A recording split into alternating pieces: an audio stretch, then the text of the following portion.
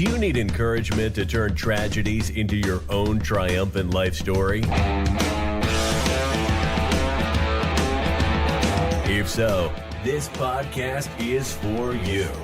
Listen to powerful guests who have persevered through challenges so you can gain strength to build your championship life. The host of Professor of Perseverance podcast, Dr. James Perdue.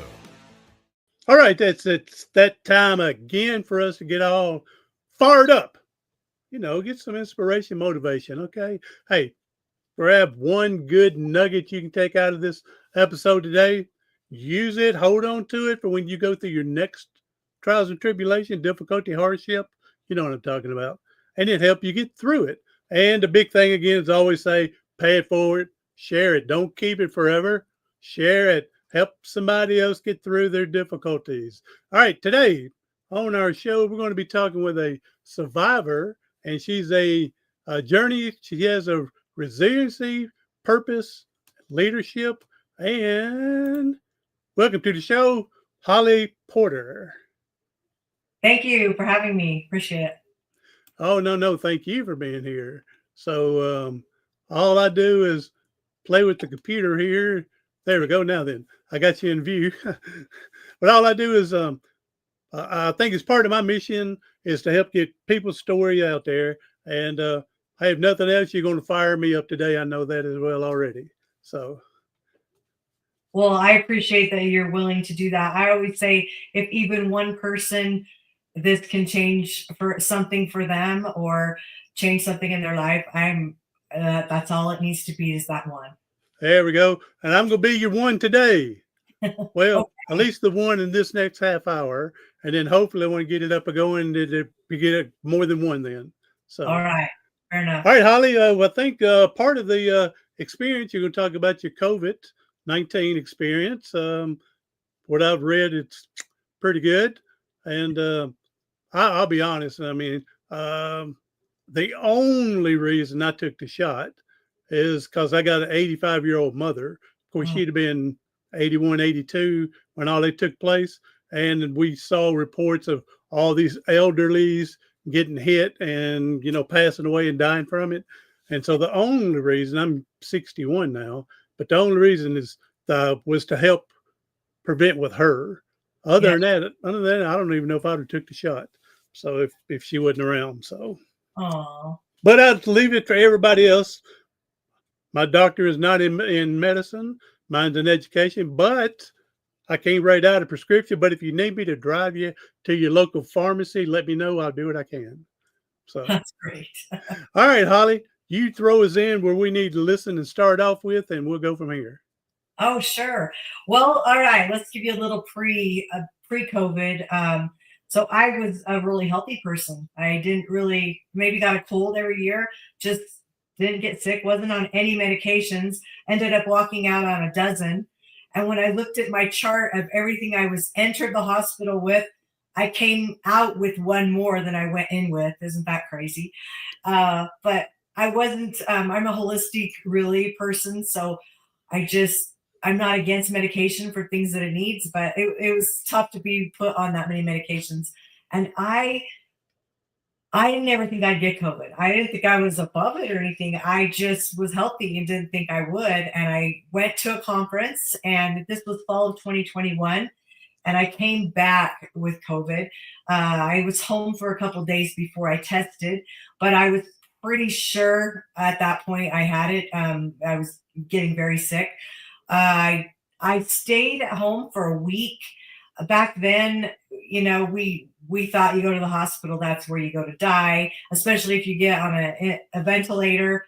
So, and you were there by yourself. They wouldn't let your family at that time, people being there for 2 months and their own family couldn't come in to see them because it was all unknown.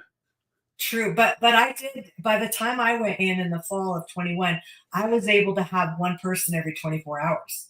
So that saved my life right there. I can tell you. Yes, because it was a little earlier than that, 2019, 2020, whatever, when we first got out there. Yeah, everything. So, a little bit more experience on everybody. Okay, all right, I understand now. Yeah, I was so I after a week being home, I just intuitively knew I was in trouble.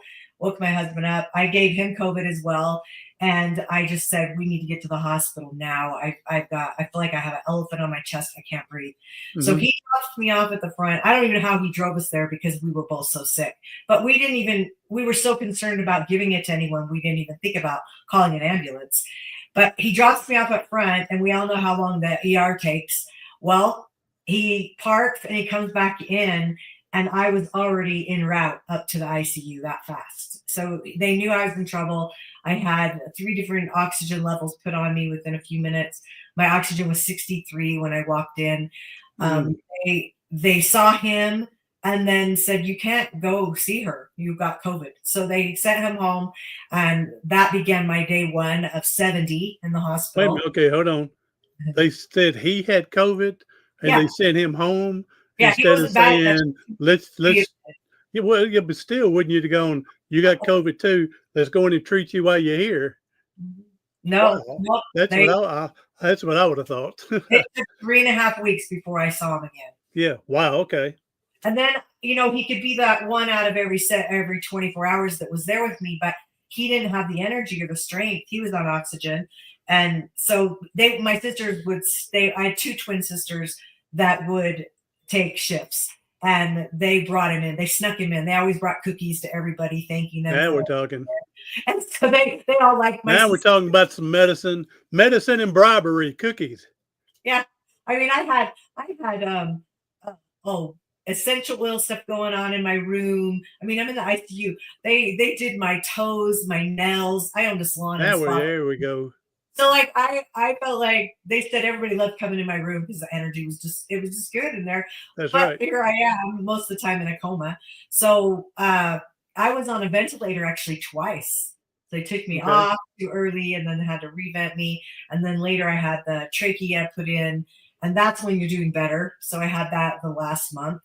But yeah, it was a long haul. I ended up in 2 hospitals in the 70 days. They tried to send me to a third, like rehabilitation, because Hmm. I was still not very well at all, and I was on oxygen for a long time after.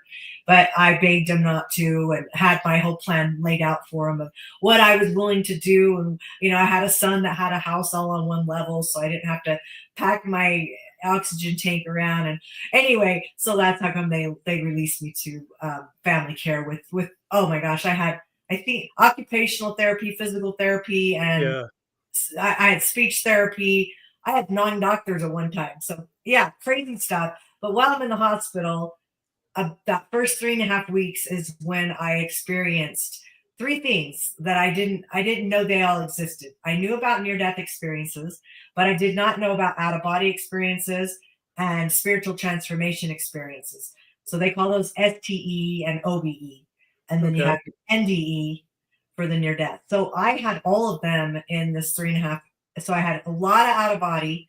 Most of the time I went back in time, and I went to current time some of the time, but never in the future.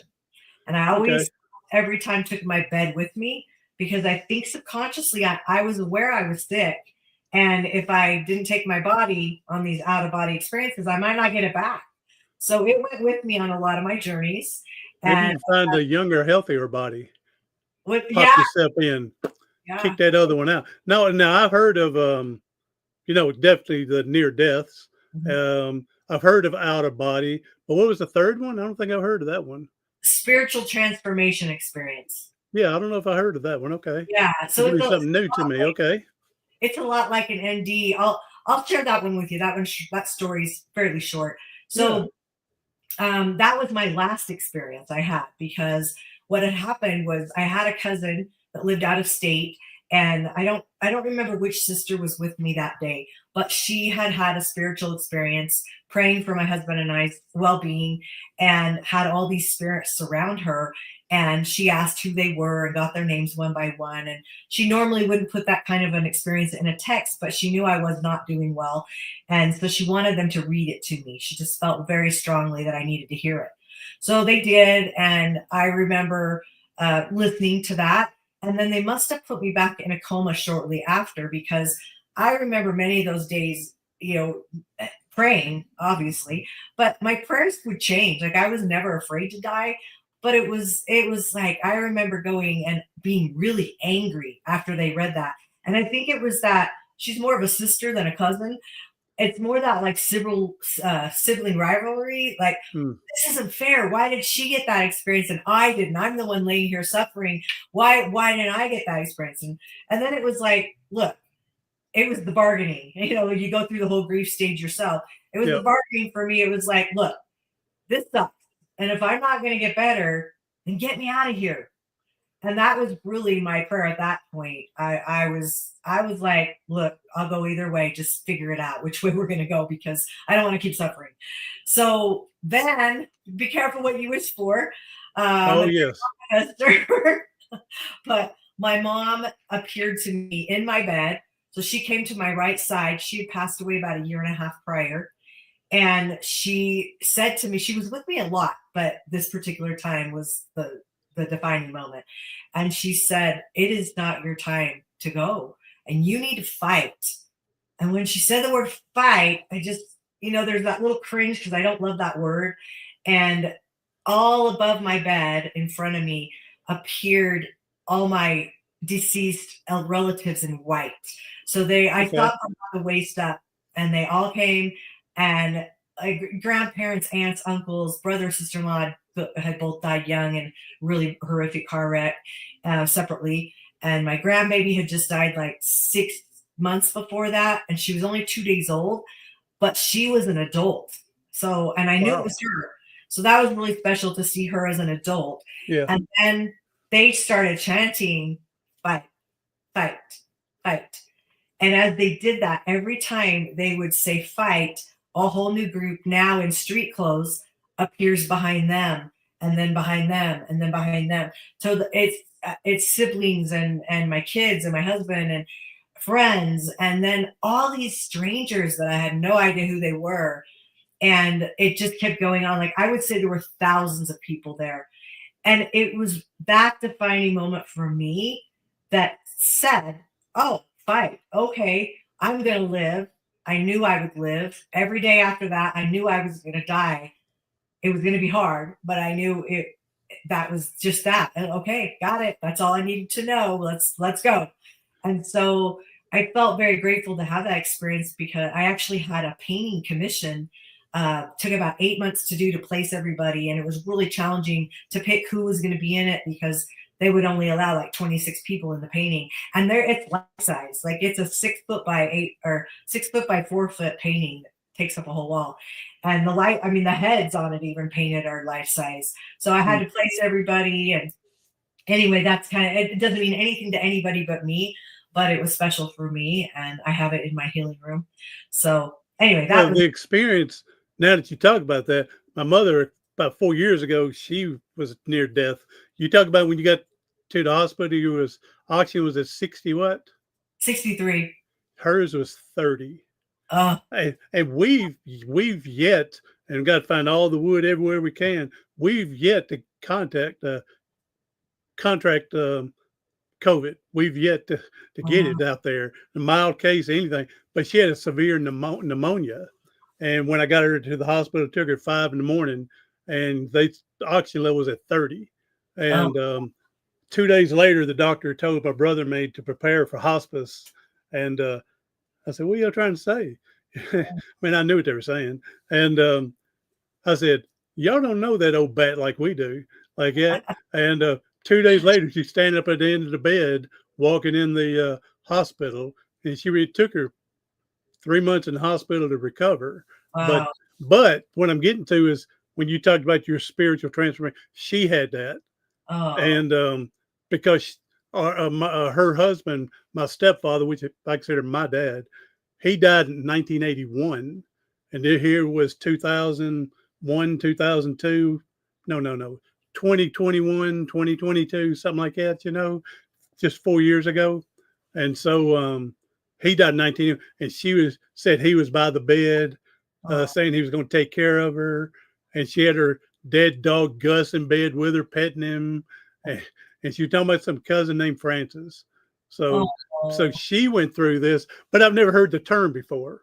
Yeah. So We have experienced it, yeah. Yeah. STE. So that's what those are when, and Okay. yeah. So You didn't learn me something. why Learnt not? me. Done learnt me. I love Okay. All right. All right. So go ahead with your story. I hate to sorry threw that in with my mother, no, but that's fine. it went with yours because again, I've never heard a term of it, but we have experienced it. Yeah. Yeah, totally. Um, well, so that was the end of the STE. Going back to before that was when I was, really bad. So I can narrow it down after looking at my medical records. I know exactly when I had the near death experience. So I had my first intubation, and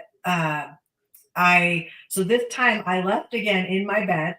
I was going down the hallway. When they intubate you, they have you sign all kinds of paperwork. I mean, you're half dead and they're having you sign. I do real estate, and in that we call it signing under duress. Why on earth they could ever hold anyone accountable to anything I you don't sign? see how they can. Yeah. I don't know. You know, you're that far along and then they're going, all right, do you want us to work on you if you pass away or not? But I think But that's a decision. Like you said, you're that bad off. How can they use this as a confident, conscious decision? well, and when they intubate you, you have to be stable enough because you're without air for quite a few seconds. Yeah. Well, the tube in and everything, and so you have to get. Yeah, they have this perfect window they have to do it in. Anyway, so it's quick, but Maybe that's in Utah, maybe because like in Tennessee, you can have a living will, I think is what it's called here, and you can already have it signed if you want what's called an NPR, no resuscitation. Yeah, that DNR, yeah, and or if you want it, but it's called like a living will here. You can already have it pre-signed before you even go to the hospital. You just have to you have to carry it with you, for them to see it though. Or they can fill one out once you get in there. Right. Yeah. So, okay. No, I never heard of one right at the window say, all right, need you to sign this. Well, I think it was to put the ventilator in. Yeah. But for some reason, I think they had me sign, or I asked for it, the DNR, because, by the time I let them, after 4 days being in the hospital, before that I was willing to let them put me on a ventilator. That was a whole nother thing, ordeal. It was a long conversation that I have recorded with my sister and my husband, both, there. My husband's at home. My sister's there with me recording it, trying to discuss. Pretty much my organs were starting to shut down, and it was like, okay, well, I can't breathe. So I made the decision. Nobody wanted to make it. It was a very long, exhausting call to listen to.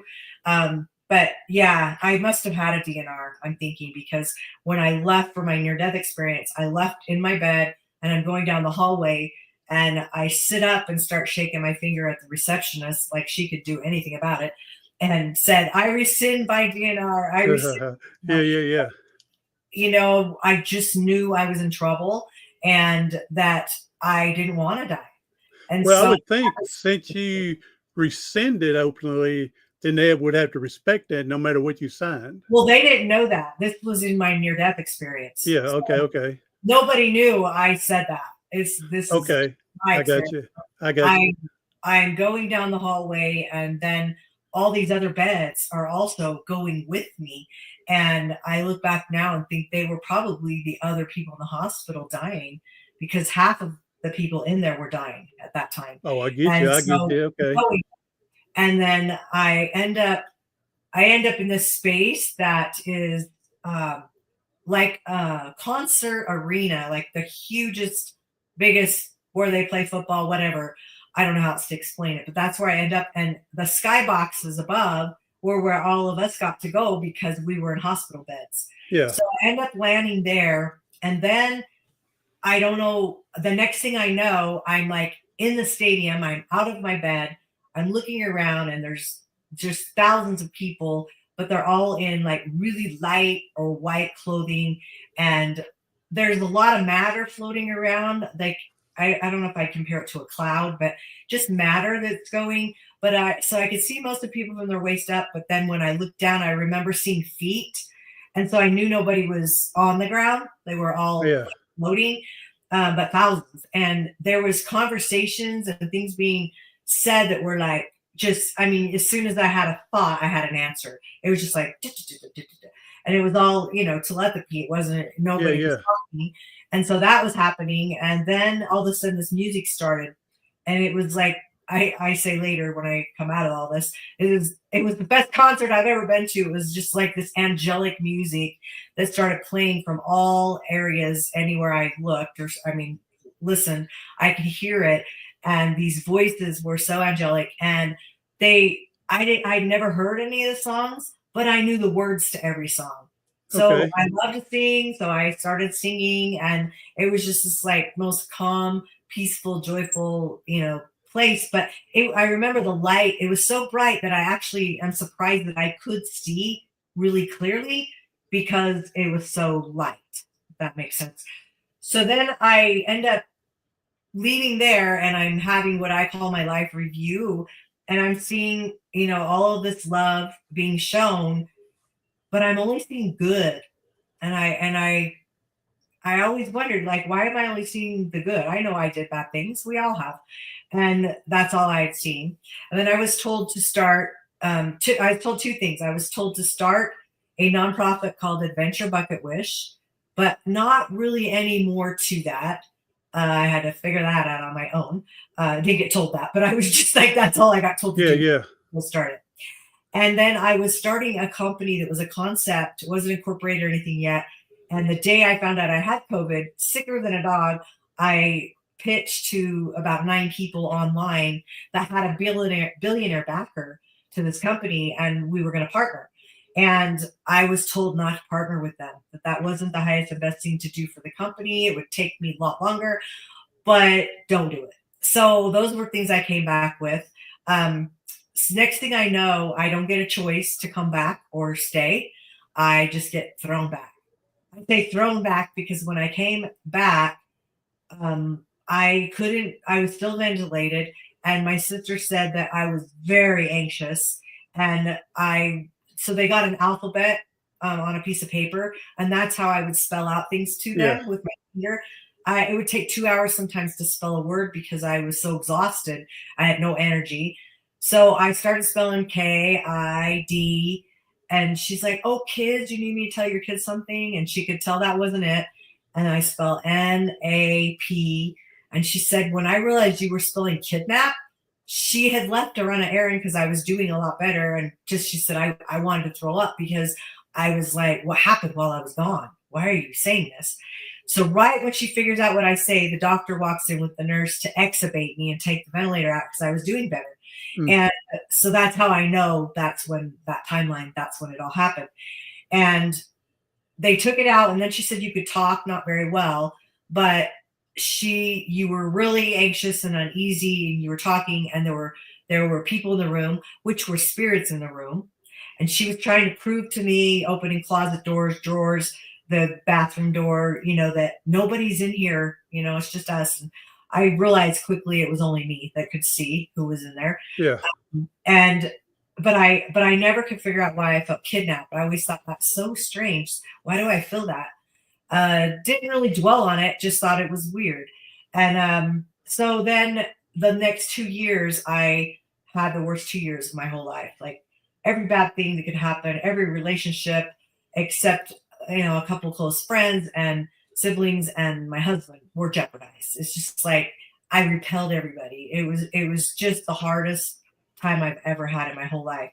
And I prayed so many of those days that I would have died. I thought, God, why did you save me to put me through this hell? Yeah. Like, why? This is dying would have been way better. So 2 years later, I'm finally starting to come out of this, and I knew there was more to my story, and I was writing a book, and I was like, okay, I have the out of body figured out. I have the spiritual transformation figured out, but I'm missing, there's gaps in the near death story. And I really, out of integrity, wanted to have those. So this is the rest of the story, which I think is even juicier. So I asked a hypnotist friend of mine who trained me in hypnosis a few years prior, if he would do a session on me on just my NDE to see if I could remember things that maybe were suppressed or whatever. So he agreed, and it was about an hour and 40-minute session. Where he took me was where I remembered. So I remember leaving my bed at the stadium and then being, all in the light. But where he took me was what I call the in-between. So the right was dark and the left was light. And there was all this like matter swirling around, and kind of like on the light side, but it was now cobalt blue and silver and gray and black, and it was just shadowy colors. And he realizes that there is, as he's talking to me, there's energy there, and he says, "Is it a person?" And I said, "I don't know." He says, "Try to see if it'll form. Does it form a person?" And I could tell it was. There was one person there. It was an entity. So he says, "See if you can gather the matter so that we can talk to it." Okay. So when in hypnosis, I know it sounds a little scary, but in hypnosis, when there's a challenge or you have a person you need to work a conflict out or whatever, they have them become you so that the hypnotist can talk to them and find out how to solve it. So that didn't scare me because the entity I didn't feel like he was evil. He was dark, but not evil. So I was fine with that. I could have opened my eyes or anything anytime I wanted in this hypnosis session. That's not why I was there. I was there to discover what's the rest of the story. So he asked him when he becomes me, he said, when I count backwards from 3 to 1, I want you to tell me your name. And so 3, 2, 1, Darby, I said. And I remember just thinking, where did that come from? Because I'm still there. Yeah. And so he's talking to Darby, finds out that Darby is just someone there's no relationship. He just wants my life. He can't go to the light and he can't have the light. So he wants mine. Wow. So where I felt kidnapped was where Darby came and intervened and took me, and he wasn't supposed to. So I had to have what I'm calling a spiritual intervention to get back. And while he's talking to Darby, all of a sudden I could feel all this brightness. My eyes are closed and I could feel the heat, but more the brightness of the light coming. And Darby says, the light's coming together and I'm not going to be able to stop it. And he said, well, just let her go. But I don't want to. I know you don't want to, but that's her light. And you're stealing something that's hers. That's not yours to have. So they go banter back and forth until he agrees it's coming anyway. It's going to take her. Okay, I'll release her. So then I'm released and I'm moving forward. I look to my right, and on that right side, way back far away, is one eye on a mountain. And I remember seeing it 2 times in this experience. And the first time thinking, that's weird. Okay, whatever. And then the second time I saw it, I thought, there's a reason I'm seeing that again. So in my mind, I just remember saying, noted, it's there. I haven't figured out that piece of it yet. Another thing the hypnotist told me, which are not his words, he said, more will be revealed to you when the time is right. And I was at such peace with that because, okay, usually I have to know everything, but I thought, wow, I probably couldn't have handled everything that I would have known if I would have saw everything at once. And I wouldn't have had those 2 years of hardness to learn those lessons and to see the why, because of what I'm doing for philanthropy work in the future. It created that. It gave me the whys and the purpose. So I was going to ask you, the hypnosis you did, that was during the 2-year. It was 2 years after. That took me 2 years after. Okay. Almost exactly from the time I got out of the hospital, almost within a week or 2. Okay. Yeah. So I had that. So then I saw a tree in front of me, and it was like, it kind of forked, and where almost like a fork in the road, the tree limbs kind of divided. And of course, the right's the dark and the left's the light. So of course I'm going to go to the left.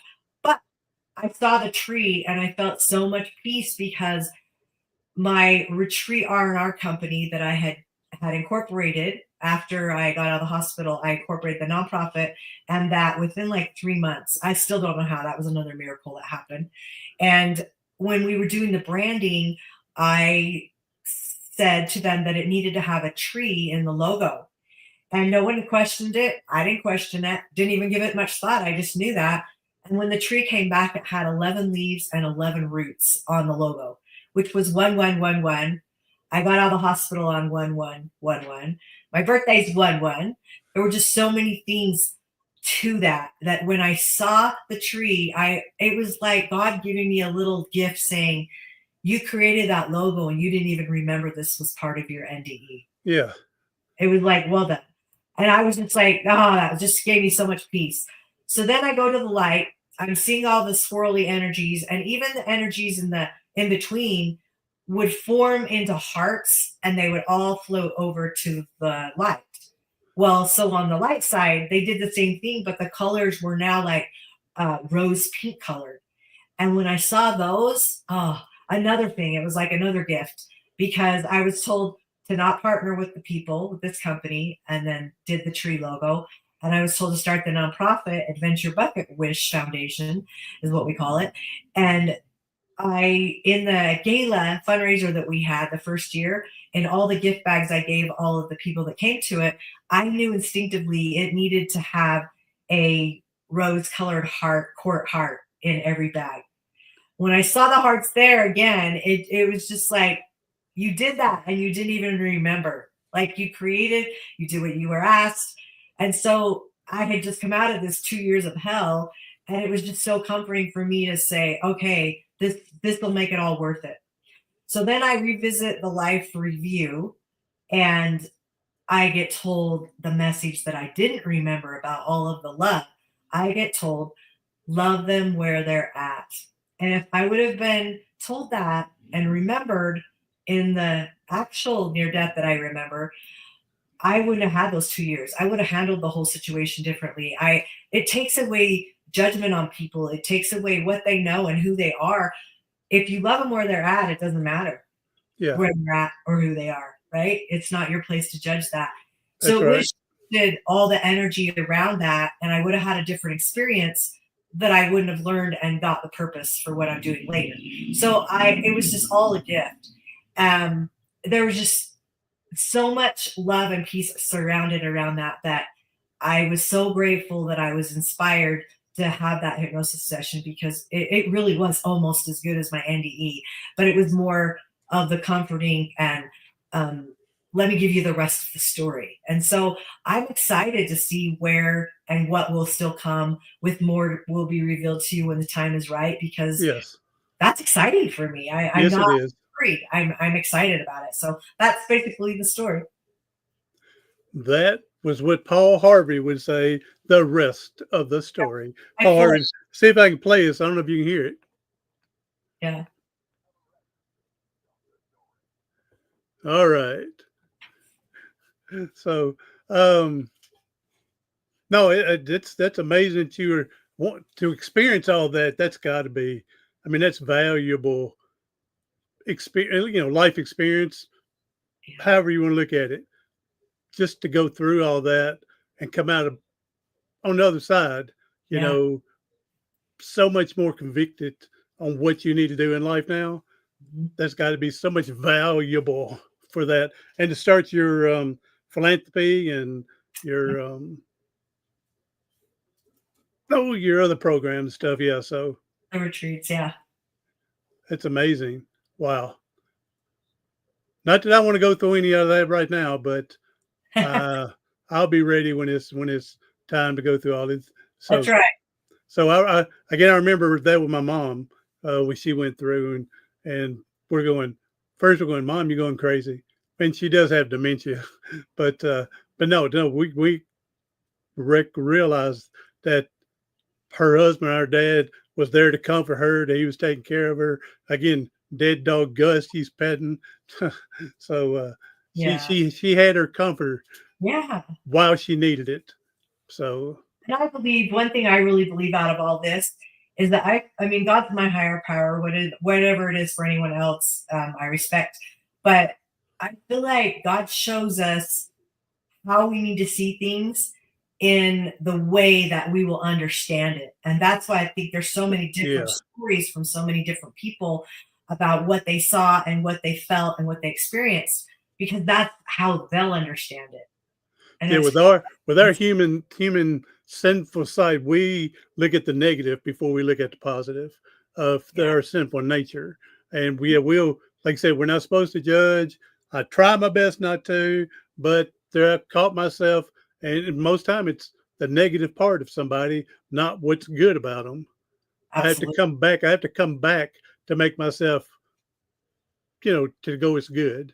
Yeah. So, Reframe. Yep. yep, exactly. So, wow. Well, this has been an amazing story to me. And again, I'm delighted. Again, you taught me a couple of things here to help explain what my mother went through. And so I appreciate me get to understand that. Yeah. So, all Well, right, I will Holly.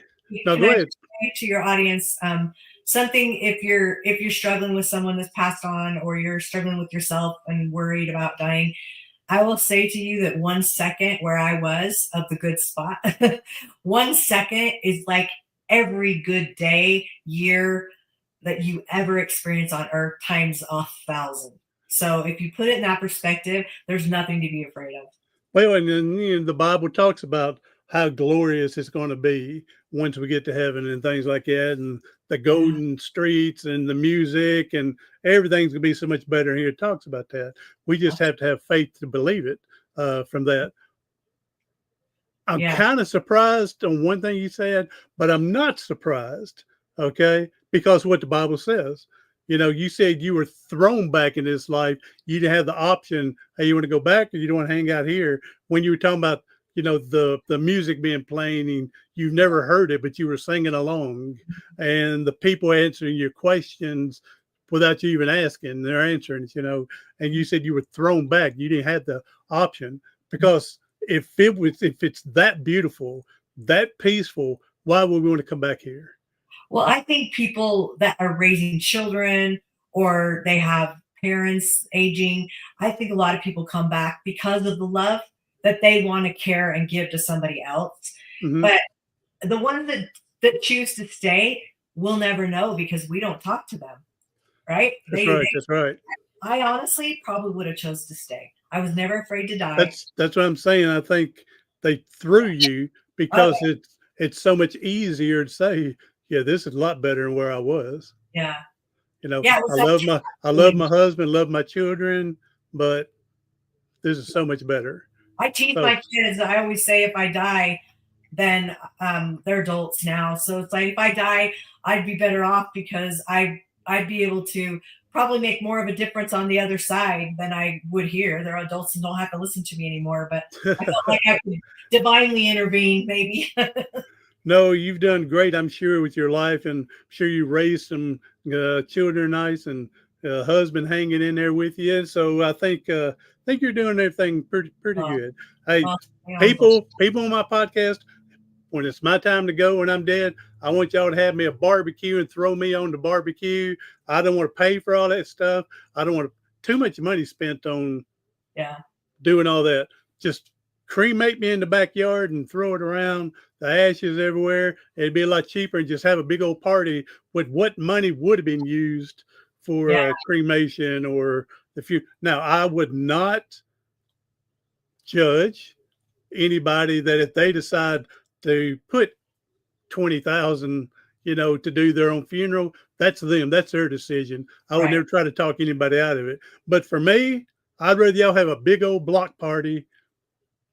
Put me like old Bernie's. Put me over in the corner and let me Yeah. watch it. And when we're done, put me on the grill. So, all Mm. right, Holly, thank you for being here. I truly loved your experience that you shared with me, Oh, thank you. and make me again learned a little bit what my mom went through. So Oh, with her dementia, she would never. I mean, that was 4 years ago. She'd never remember any of that.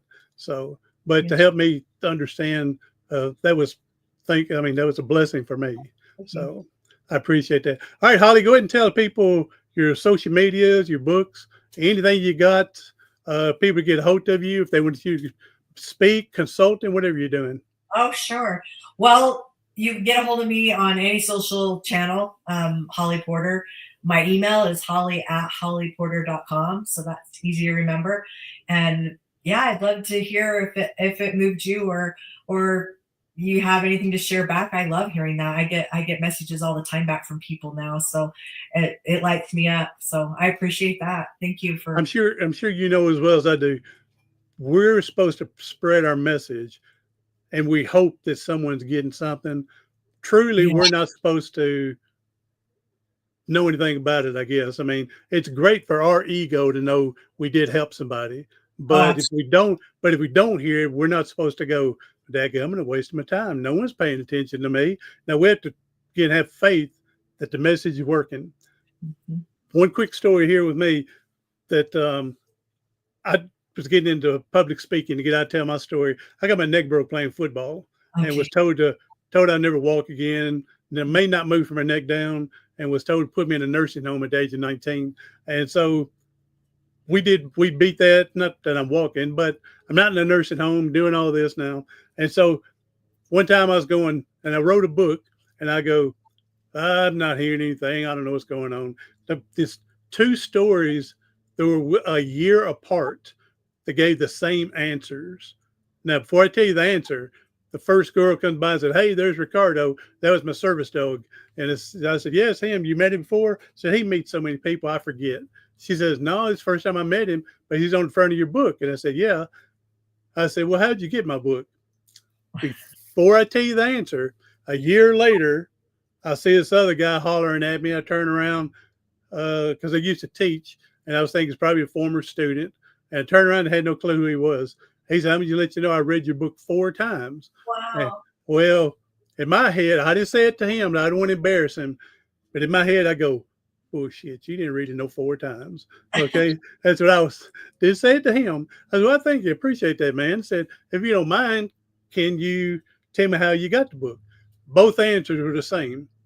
And again, I was in one of them pity parties. No one's listening. No one's reading my book. I'm not helping anybody. And this was God kicking me in the butt.